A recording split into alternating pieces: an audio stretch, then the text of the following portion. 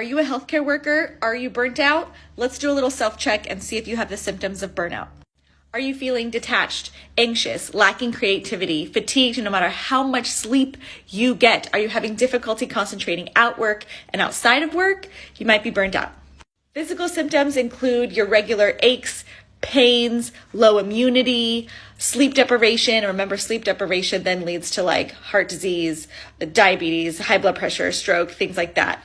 Mental side effects, anxiety, depression, and long-term of all these things combined can actually thin the lining and the gray matter of your prefrontal cortex, which can lead to memory loss and sensory issues like loss of hearing and loss of sight.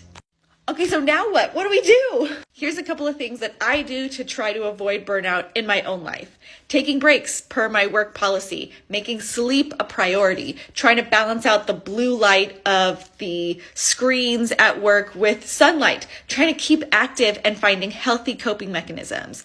Also, what I do before my shift and after my shift make a huge difference. I meditate before my shift, I meditate after my shift, I journal after my shift, and sometimes I just call someone and vent. And then sometimes I go to an actual real therapist to vent and to talk through my feelings and the things that I've seen on shift.